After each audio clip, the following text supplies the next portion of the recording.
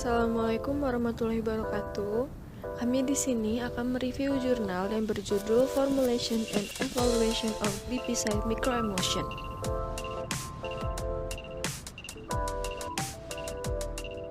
Kelompok kami beranggotakan Anindi Febrilia, Muhammad Erza, Sri Nur Aziza, Amelia Alfia, Alia Rahma, dan Temi Regina.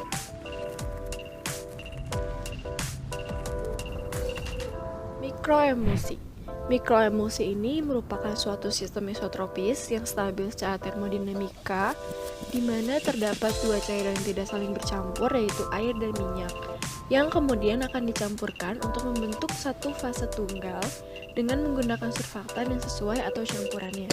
Struktur mikroemulsi ini dibagi menjadi dua, yaitu minyak dalam air dan air dalam minyak. Menurut Kumar, terdapat kelebihan serta kelemahan dari sediaan mikroemulsi. Berikut adalah kelebihan dari sediaan mikroemulsi. Yang pertama, mikroemulsi ini merupakan sistem yang stabil secara termodinamika, memiliki diameter rata-rata droplet yang di bawah 220 nanometer, lalu dapat membawa obat yang bersifat lipofilik maupun hidrofilik. Lalu pembentukan mikroemulsi ini bersifat reversibel, dan mikroemulsi ini memiliki viskositas yang paling rendah bila dibandingkan dengan emulsi lainnya. Selanjutnya, kelemahan mikroemulsi, diantaranya 1. Menggunakan surfaktan dan kosurfaktan dalam konsentrasi tinggi untuk menstabilkan nanodroplet. Yang kedua, kapasitas pelarut yang terbatas untuk zat-zat yang mudah melebur. Maka itu harus disesuaikan dengan kapasitas pelarutnya. Yang ketiga, surfaktan tidak boleh toksik untuk aplikasi farmasetika. Kalau misalkan surfaktan harus menyesuaikan dengan aplikasi farmasetika tersebut, jadi tidak boleh toksik. Yang selanjutnya, yang keempat, stabilitas mikroemulsi dipengaruhi oleh parameter lingkungan, yaitu macam pH dan temperatur. Selanjutnya, glipizid.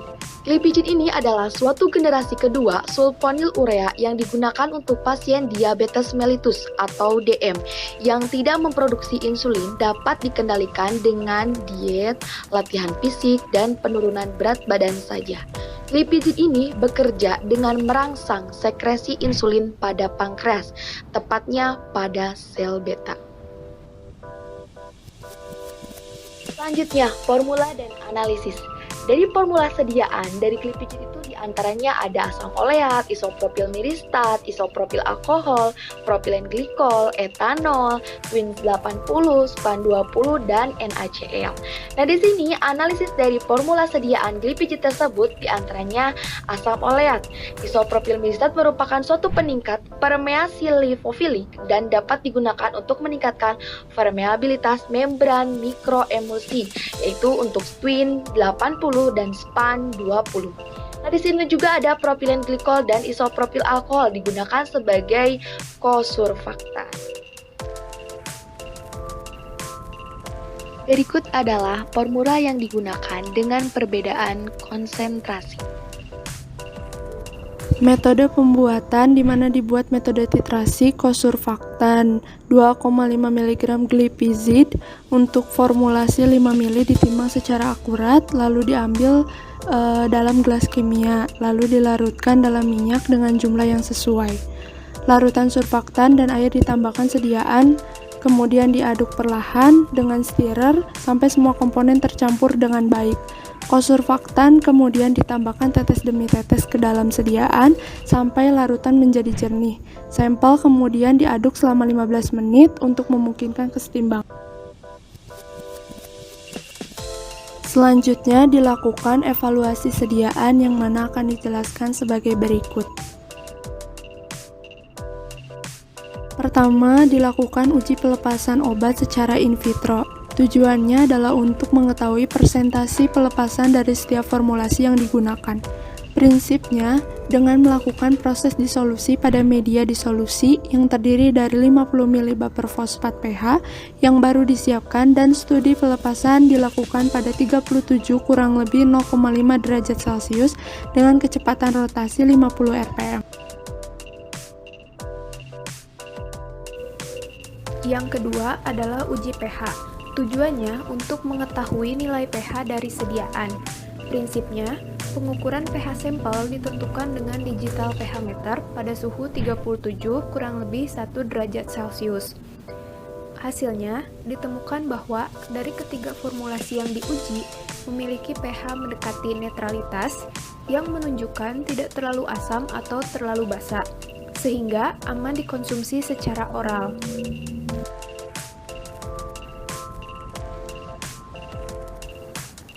Yang ketiga adalah uji sentrifugasi, bertujuan untuk menguji kestabilan sistem, di mana mikroemulsi muatan obat yang dipilih disentrifugasi pada 4000 rpm selama 4 jam. Hasilnya, tidak ada pemisahan fasa yang teramati pada semua formulasi yang menunjukkan bahwa sampel bukan bentuk mentastabil yang mudah mengalami pemisahan fasa, tetapi merupakan bentuk yang stabil.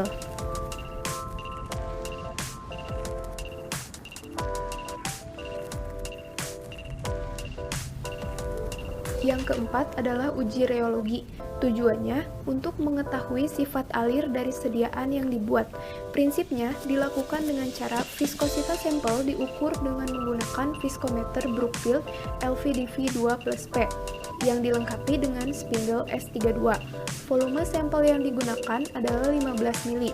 Hasilnya, diamati bahwa viskositas konstan dengan peningkatan laju geser untuk semua komposisi yang menunjukkan bahwa sampel mengikuti aliran Newton, dan hasil uji reologi juga menunjukkan nilai viskositas yang rendah. Dari ketiga formulasi tersebut, formula 12 memiliki nilai viskositas yang jauh lebih rendah dibandingkan dengan dua formulasi lainnya. Untuk evaluasi sediaan selanjutnya yaitu dilakukan uji presentasi transmitansi. Uji ini bertujuan untuk mengukur kejernihan secara kuantitatif dari larutan atau sistem dispersinya.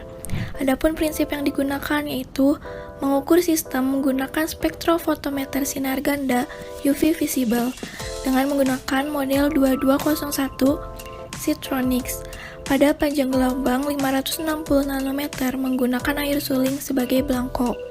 Adapun hasil yang diperoleh yaitu transmitasi menunjukkan lebih dari 99, yang dimana 90%-nya menunjukkan bahwa mikroemulsi transparan, yaitu dianggap sebagai sifat utama dari mikroemulsi.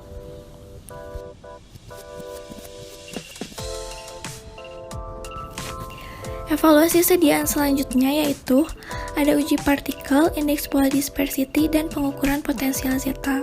Untuk uji ini memiliki prinsip yaitu dilakukan pada instrumen zeta sizer nano ZS pada suhu 25 derajat Celcius serta pada panjang gelombang 633 nanometer dan menggabungkan optik hamburan balik non-invasif.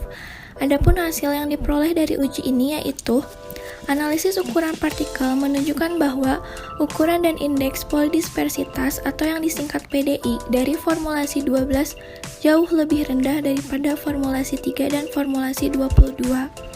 Nilai polidispersitas dari formulasi 12 menunjukkan bahwa ukuran tetesan pada formulasi seragam, sedangkan untuk hasil dari pengukuran potensial zeta menunjukkan bahwa semua formulasi yang dioptimalkan memiliki kestabilan fisik yang baik. Berdasarkan dari hasil uji di atas menunjukkan bahwa pada formulasi 12 berpotensi untuk dioptimasi sebagai mikroemulsi akhir.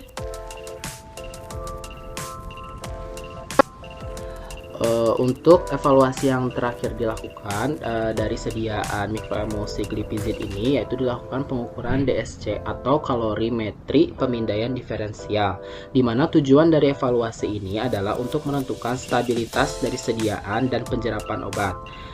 Dengan prinsip pengukuran DSC dilakukan dengan instrumen DSC-TA Q100 yang dilengkapi dengan sistem berpendingin. Untuk prosedur yang dilakukan dalam evaluasi pengukuran DSC kalorimetri pemindaian diferensial ini itu dengan menimbang terlebih dahulu sampel sebanyak 4-13 mg, kemudian sampel yang telah ditimbang didinginkan dari 25 derajat Celcius hingga minus 50 derajat Celcius pada laju pendinginan 5 derajat Celcius per menit. Kemudian sampel yang telah didinginkan dipanaskan kembali hingga 25 derajat Celcius pada laju pemanasan 10 derajat Celcius per menit. Di mana semua pengukuran dilakukan dalam rangkap 3. hasil yang didapatkan dari evaluasi pengukuran DSC atau kalorimetri pemindaian diferensial ini dapat dilihat pada gambar 6 yang ada di slide yang paling bawah. Ini gambarnya, dimana di sini ditunjukkan bahwa endotherm formulasi F12 pada suhu 124,4 derajat Celcius dan 247 derajat Celcius. Placebo dari formulasi F12 ini menunjukkan endotherm pada suhu 128,6 derajat Celcius dan 254,2 derajat Celcius. Untuk endotherm minyak isopropyl miristat ditunjukkan pada suhu 212 derajat Celcius, sedangkan endotherm F10 pada suhu 247 derajat Celcius dan endotherm placebonya pada suhu 254,2 derajat Celcius yang disebabkan adanya IPM dalam formulasinya. Dalam F12 ini menunjukkan tidak adanya puncak, yang dimana menunjukkan bahwa obat tersebut benar-benar terlarut dalam formulasinya. Kemudian untuk uji stabilitas ini dilakukan untuk formulasi yang dioptimalkan sesuai pedoman ICH pada 37 plus minus 2 derajat Celcius dan 4 plus minus 2 derajat Celcius dalam ruang terkontrol.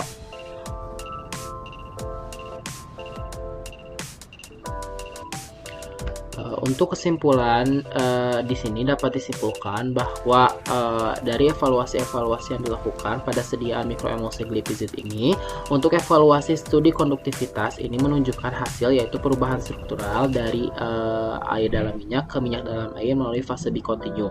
Kemudian untuk evaluasi dari ukuran partikel, viskositas, persen transmitasi, uji potensi zeta ini dilakukan pada formulasi terpilih, di mana dari 3 mikroemulsi yang terpilih ini yang dioptimalkan itu pada formula F12. Kemudian untuk evaluasi DSC atau uji pemindaian diferensial kalorimetri serta uji stabilitas ini menunjukkan bahwa formulasi yang dihasilkan itu stabil. Kemudian sehingga mikroemulsi F12 dapat dipertimbangkan sebagai bentuk sediaan glipizid yang digunakan secara oral.